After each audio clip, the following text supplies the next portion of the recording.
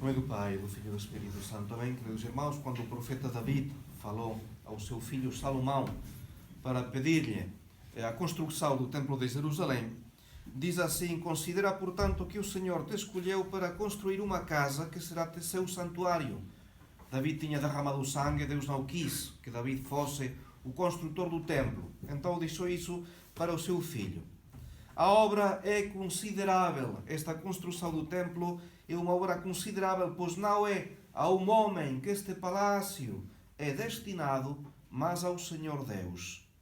Então, o profeta David começa a mostrar tudo o que ele pôs, os esforços que ele pôs, ele próprio, preparando já o trabalho do filho. Empenhei todos os meus esforços em preparar para a casa de meu Deus ouro, prata, bronze, ferro, madeira, pedras de ónice e pedras de engaste, pedras preciosas de diversas cores, todas as espécies de pedras preciosas e mármore em grande quantidade. Mas é a imagem de Nossa Senhora. Nossa Senhora tem de ser o palácio destinado a ser realmente a casa e o templo de Nosso Senhor Jesus Cristo. É a Mãe de Deus. Então Deus preparou esta construção desde toda a eternidade e pôs nela, Nossa Senhora, todas as suas perfeições. Toda a grandeza de Deus fica reduzida ao modo humano em Nossa Senhora. A sua omnipotência, a sua sabedoria, a sua bondade, a sua misericórdia estão resumidas em Nossa Senhora. Porquê? Porque ela tinha de ser realmente a digna morada de Nosso Senhor Jesus Cristo. É a oração de hoje. Pela Imaculada Conceição preparastes digna morada ao teu filho. Em que consiste a Imaculada Conceição? É o privilégio singular de Nossa Senhora de ter evitado contractar o pecado original. Foi remida Nossa Senhora por Nosso Senhor? Sim, foi remida, claro. Foi remida como todos nós, mas de outra maneira. Nós ficamos doentes e depois recebemos o remédio. Nossa Senhora não precisou de remédio porque já evitou cair nessa doença. Foi preservada do pecado original. Muito mais perfeito do que para nós, que uma vez que caímos no pecado, fomos depois curados. As palavras do Papa Pio IX são: olhem para a solenidade com que está a impor um dogma de fé para a Igreja Católica, a linguagem. Depois de implorarmos com gemidos o Espírito Consolador, por sua inspiração, em honra da Santa e Indivisível Trindade, para decoro e ornamento da Virgem Mãe de Deus, para exaltação da fé católica e para incremento da religião cristã, com a autoridade de Nosso Senhor Jesus Cristo, dos bem-aventurados apóstolos Pedro e Paulo e com a nossa, declaramos, pronunciamos e definimos a doutrina que sustenta que a Beatíssima Virgem Maria, no primeiro instante da sua conceição, por singular graça e privilégio de Deus Onipotente, em vista dos méritos de Jesus Cristo, Salvador do gênero humano, foi preservada imune de toda mancha de pecado original. Essa doutrina foi revelada por Deus e por isto deve ser crida firme e inviolavelmente por todos os fiéis. Então está a mostrar como faz parte da revelação. Foi uma verdade sempre mantida na Igreja Católica, só que a partir deste momento obriga todo católico, sob pena de deixar de ser católico.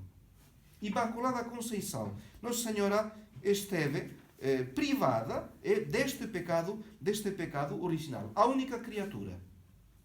Mas para nós compreender melhor o que é o pecado original, vamos ver o que evitou Nossa Senhora.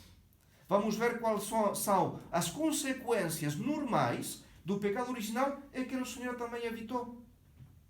Primeira consequência de não ter o pecado original é o dom da integridade. Nossa Senhora teve este dom, tal como os nossos primeiros pais. O que é o dom de integridade? É a isenção da concupiscência. E o que é a concupiscência? É a desordem estabelecida no nosso interior. É este facto de nós deixarmos torcer, distrair e arrastar pelas nossas paixões. Isso é a concupiscência. Concretamente, é quando ficamos airados, quando a nossa razão justa diz que não vale a pena irar-se tanto. É quando a nossa inclinação natural a amar as criaturas realmente como um critério que fica longe do que Deus quer. Estamos a amar demais as criaturas. Ou quando o nosso ódio ou a nossa tristeza supera o que a nossa razão está a dizer-nos. Temos no nosso interior um descontrolo das nossas faculdades, das nossas paixões. A concupiscência é pecado? Não, não é pecado. Mas leva mais facilmente ao pecado. Os santos tiveram paixões, sim, tiveram concupiscência também, mas controlaram, trabalharam, lutaram contra a concupiscência. Para nós, simplesmente a concupiscência nos inclina para o pecado e, sobretudo, nos faz perder a paz interior. O próprio da luta interior é precisamente que no nosso interior, na nossa própria casa, temos a discórdia, temos a divisão, temos a guerra, a fadiga, temos um desconforto incessante. É o que diz o apóstolo São Tiago. De onde vêm as lutas e as contendas? Não vêm elas de vossas paixões que combatem em vossos membros? Então, no nosso interior, temos este descontrole, esta luta contínua. A natureza requer os seus direitos e a nossa razão, iluminada pela fé, diz: não, isto não te convém para a vida sobrenatural. Em Nossa Senhora não houve esta luta. Nossa Senhora nunca foi combatida internamente pelos inimigos da alma. O mundo, o demónio e a carne. Teve tentações? Provavelmente. Nossa Senhora as teve. Nosso Senhor teve tentações para mostrar-nos como reagir diante delas. É provável, dizem os teólogos, que também Nossa Senhora tivesse tentações. Mas qual diferentes as nossas tentações? Porque no caso de Nosso Senhor e no caso de Nossa Senhora, as tentações ficavam externas, afastadas. Em nós, entram no nosso interior. Somos nós que, como Eva, começamos a falar, a dialogar com o diabo. E nós finalmente concordamos, em certa maneira concordamos, como o demónio, como o mundo e como a carne. Isto é, a tentação não fica no exterior, fica no nosso interior. E ficamos realmente baralhados diante da tentação. Isto nunca aconteceu em Nossa Senhora. Ela sempre teve uma paz perpétua, firme, inalterável.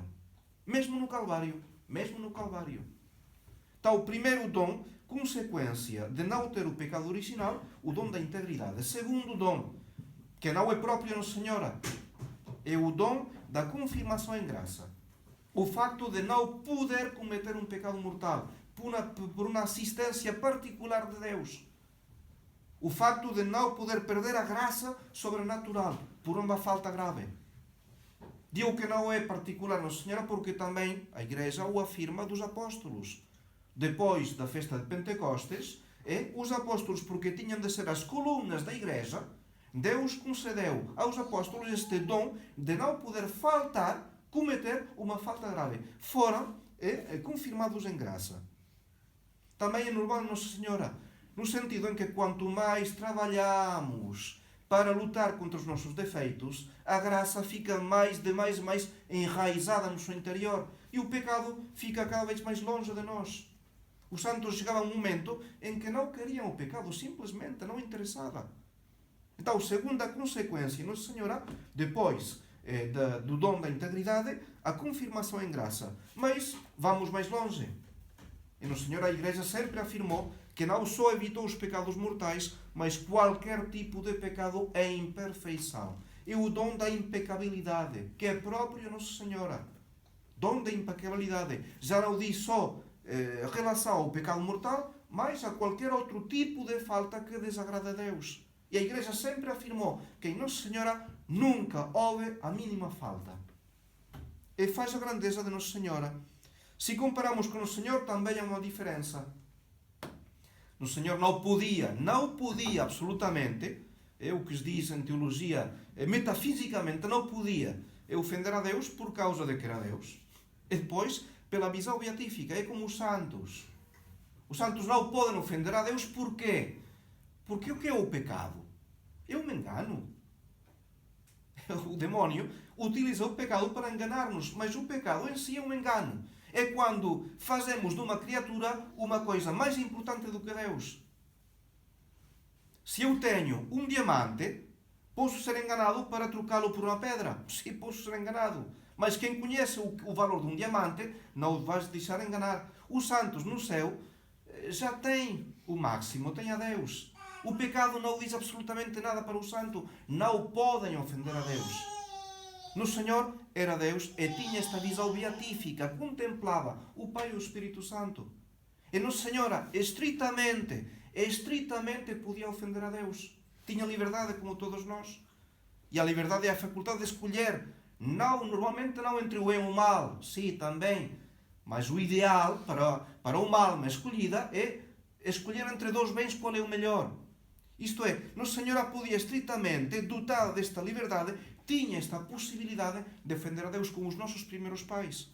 Só que, devido à perfeição da sua graça e das suas virtudes, devido a não ter esta concupiscência, ela experimentava uma tal inclinação para o bem e um tal horror para o mal, que, humanamente falando, não podia pecar. Era moralmente impossível que Nossa Senhora ofendesse a Deus. Então, terceiro dom, que é consequência de não ter o pecado original, a impecabilidade.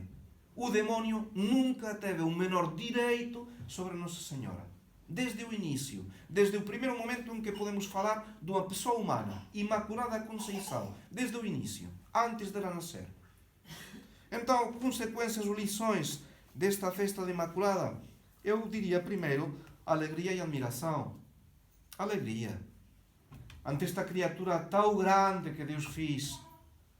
Esta criatura em que Deus realmente é a obra mestra de Deus. Deus não podia fazer uma coisa melhor do que Nossa Senhora. E esta criatura tão perfeita é a nossa mãe. É a nossa mãe. Há um laço, há uma relação real entre Nossa Senhora e nós. Nossa Senhora está ao nosso lado, reza por nós, acompanha-nos neste vale de lágrimas. A Divina Maria, diz São Luís Maria de Montfort, a Divina Maria, esta expressão que repete continuamente ao longo da sua obra, o Tratado da Verdadeira Devoção. A Divina Maria é o paraíso terrestre do novo Adão, onde ela encarnou por obra do Espírito Santo para aí operar maravilhas incompreensíveis. Maravilhas incompreensíveis. É o grande, o divino mundo de Deus. Maria é o divino, o grande mundo de Deus, onde há belezas e tesouros inefáveis. É a magnificência do Altíssimo, onde Ele escondeu, como em seu seio, o seu Filho único. É nele tudo o que há de mais excelente e precioso. Que grandes e misteriosas coisas fez o Deus Onipotente nesta admirável criatura, sendo ela própria e forçada a dizer, a despeito da sua profunda humildade, o poderoso fez a mim grandes coisas. O mundo não conhece estas maravilhas porque é incapaz, é indigno disso. O mundo é incapaz, é indigno de conhecer a grandeza de Maria. Então, primeira lição, alegria. Alegria diante desta grandeza da nossa Mãe, que está no céu à nossa espera. Segunda lição, eu diria, o mistério da Imaculada Conceição nos ensina quanto Deus odeia o pecado. Como Deus realmente preparou esta terra em que tinha de sair Nosso Senhor.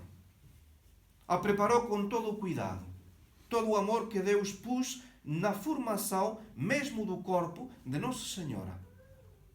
Então, simplesmente, o ódio que Deus tem para o pecado é como nós temos de fazer os esforços, os maiores esforços para evitar tudo o que pode alterar a nossa pureza de alma e de corpo. Imaculada Conceição, sinônimo de pureza, de alma e de corpo. É imaculada no seu corpo, na sua alma, na sua fé, no seu amor, como diz a oração de São Pio X, Imaculada Conceição. Então, pedir simplesmente esta graça de amar a Deus, e que este amor se manifeste, se transforme nesta luta séria contra tudo aquilo que desagrada a Deus. É o nosso esforço, é a nossa luta. E através desta luta, através desta veneração a Nossa Senhora, que simplesmente pedir que este louvor que começamos aqui nesta terra, a Nossa Senhora, podamos um dia continuá-lo eternamente no céu. Em nome do Pai, e do Filho e do Espírito Santo. Amém.